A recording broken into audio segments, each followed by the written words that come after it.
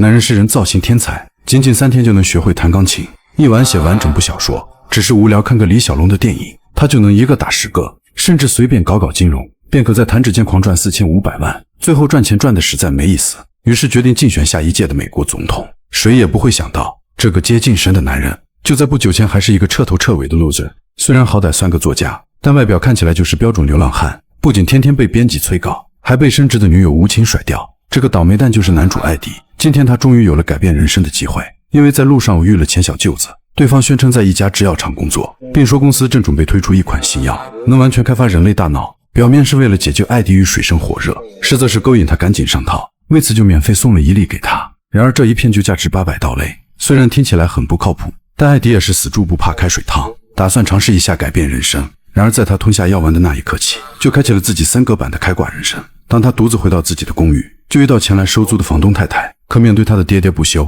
艾迪却突然看见刚上楼的自己，随后大脑爆发出无穷的能量，面对身边发生的一切，竟然开始变得越发的清爽通透，不仅能听到不曾留意的微小声音，还能看清房东太太的每一根头发丝。此时他的瞳孔不断向外扩张，就连瞄了一眼挎包里的书中一角，里面内容就全都浮现在脑海中，然后仅凭这几处微小细节，瞬间就安抚住了焦躁的房东太太。 What's wrong?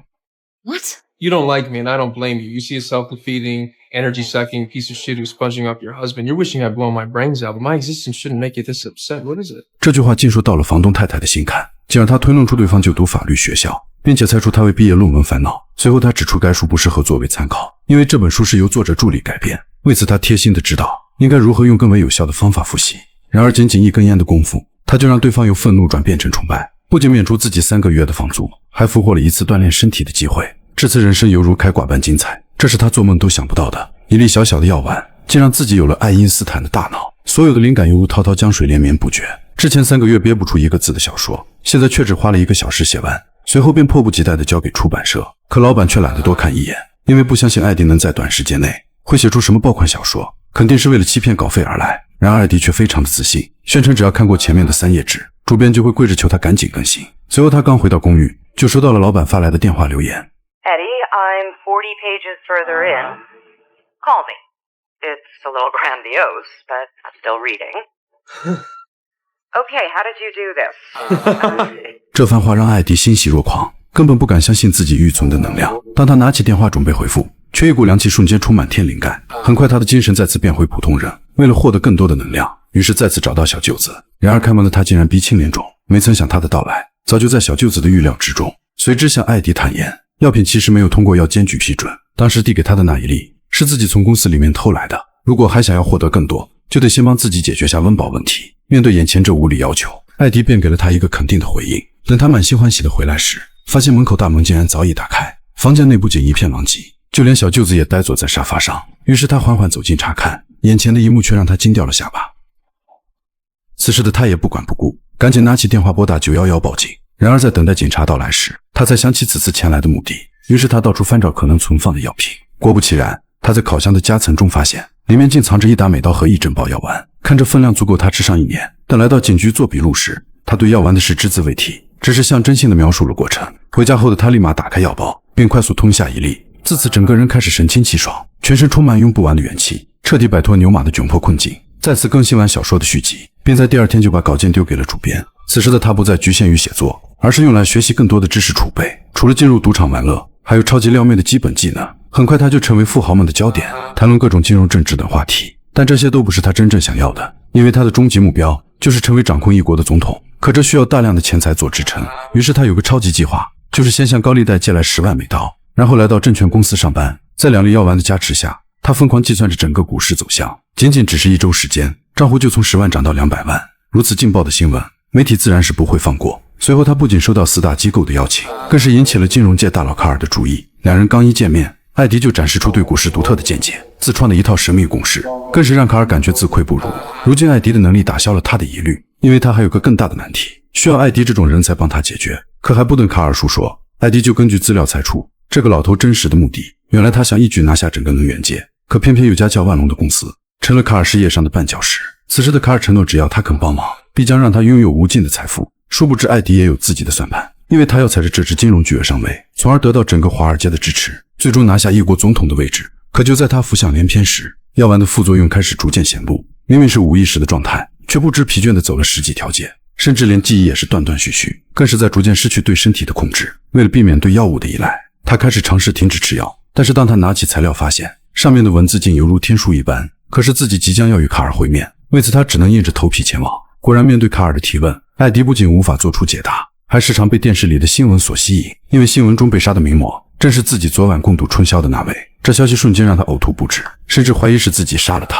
为了彻底搞清药丸隐藏的真相，他拿出小舅子留下的账本，并给上面的客户挨个打去电话。谁知得到的结果令他的大脑直冒冷汗，因为名单中的人不是挂了，就是已经变成植物人。此时的他感觉自己正朝着同一方向发展，可就在打通最后一个电话，铃声竟然从身后传出。看来药丸的事情已经彻底败露，才招来了杀身之祸。好在他快速躲进出租车内，这才保住了一条狗命。也就是这一次的逃跑，让他意外遇到了自己的前妻。看着对方恐怖的面貌，艾迪瞬间吓得一批。原来前妻就是第一个吃药丸的人，同时也发现了其中的副作用。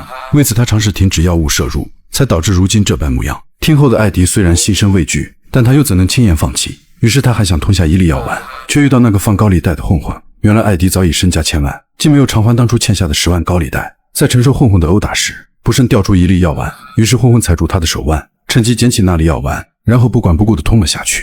随后艾迪取出欠下的巨款，并交给了催债的混混。等他办完这遭无趣的麻烦时，身体早已累得精疲力尽。没有药丸的加持，艾迪摇摇晃晃地爬进女友公司，还想让女友帮忙取回药丸。虽然对方一脸无奈的表情，但在艾迪苦苦哀求下，还是决定只身前往。很快他就拿到了仅剩的药丸，可就在准备离开时，却发现自己正遭遇跟踪，而此人正是追杀艾迪的杀手。他眼看情况不妙，赶忙下车向着公园跑去。杀手也是穷追不舍，虽然女友寻求2名壮汉的帮助，但却带走他们的生命。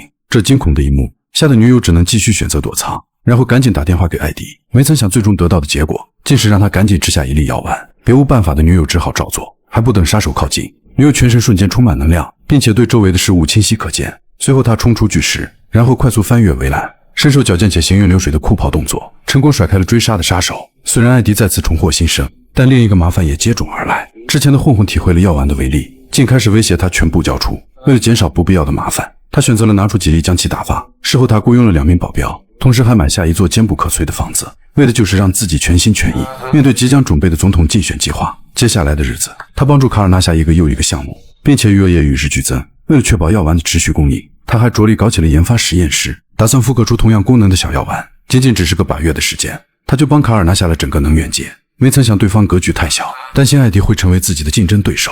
为了打消他的余念，艾迪说出了自己的终极目标。然而在此之前，他还被一起谋杀案难以脱身。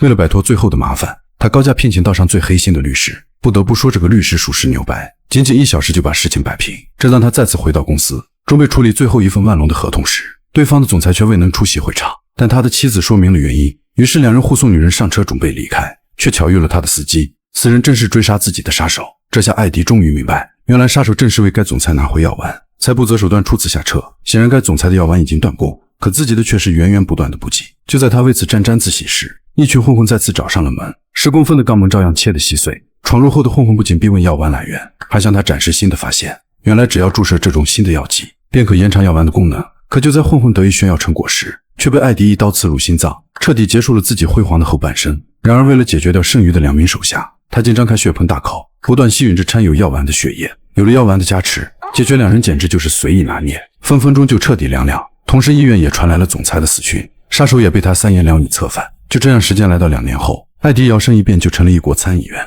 现在离总统之位只剩一步之遥。可就在他未完成梦想自信满满时，卡尔竟突然出现在他的办公室。殊不知他并非前来道喜，而是带来了一个惊天的秘密。原来就在刚刚，他竟收购了一家药品公司，并且这家公司正好是药丸的研发地，同时还关闭了艾迪的实验室，目的就是想垄断这个市场，并且要求艾迪只能为他一个人服务。本以为卡尔就是天花板的存在，不料艾迪对他只是微微一笑，因为他早就改良了药丸内的成分，不仅没有了任何副作用，还能保证时间变成永久性。自作聪明的卡尔直呼不可能，怎料艾迪只是一个简单的操作，就让他变得哑口无言。 Van's gonna rear in that taxi. What? The driver's distracted. He's texting. He's going 30 miles an hour. He's 60 feet to stop. He doesn't have room. What then? 面对眼前神一样的存在，心有不甘的卡尔只能先行离开。虽然现在没有任何事物可以难倒艾迪，但接下来的点餐环节却还是给艾迪好好上了一课。大大明啊，2个去药兵青春小龙虾，乔伯要给我围巾啊，围巾会保护你的衣服，这所谓把我当脏做啊。至此，影片全部结束。